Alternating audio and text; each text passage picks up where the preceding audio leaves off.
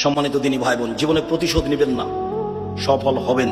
প্রতিশোধ নেবেন না জীবনে, আর কারো বদনাম করবেন না। যা হবে হবে, ধসে যাক, বহে যাক, ডুবে যাক, মান সম্মান হারিয়ে যাক, তাতে আসে যায় না।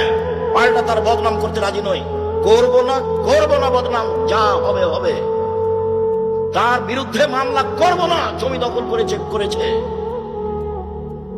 মামলা কারো বিরুদ্ধে করে মানুষকে জেল হাজত দিয়ে 1 মিনিটের জন্য আমি বাঁচতে রাজি নই।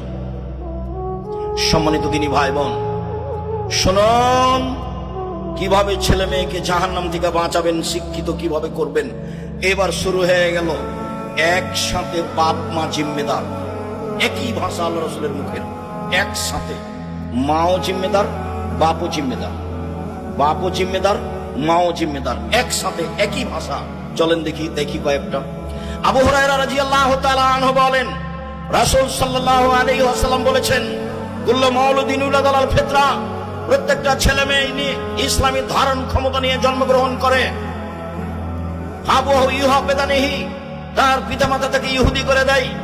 ইমাজ্জিসানিহি, তার পিতামাতা তাকে আগুন পূজক করে তোলে।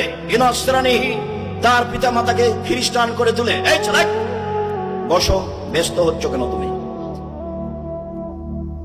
চায়ের স্টলে যারা এখন আছে, তুমি কি মনে করছো তারা সফল? তারা হলো নিম্ন শ্রেণীর মানুষ। আমি আব্দুর রাজ্জাক বিন ইউসুফ এখানে এসেছি, ও চায়ের স্টলে কেন? আপনি কি বুঝাতে চাচ্ছেন? যেখানে জিলাপি বিক্রি হচ্ছে সেখানে আপনার মেয়ে কেন গেছে? ও ক্লাস 10-এ পড়ে, ওই হিন্দুর মেয়ে নাকি? ওই হিন্দুর মেয়ে। আপনি বাপ, আমি আপনাকে বাপ বলে ডাকতে নিষেধ করেছি, আপনার মেয়ে যেন আপনাকে চাচা বলে ডাকে। চলেন আপনাকে দেখাচ্ছি আজকে। আর আপনার স্ত্রীকে আপনার মেয়ে যেন খালা বলে ডাকে। আপনি বাপ হিসেবে উপযুক্ত বাপ নন, এই জন্য আপনাকে চাচা বলে ডাকা উচিত। আমি নিশ্চিত জানি আপনি বাপ, আমি জানি আপনি বাপ, তারপরে আমার আফসোস বলছে, আমার দুঃখ বলছে আপনার ছেলে আপনাকে চাচা বলে ডাকুক।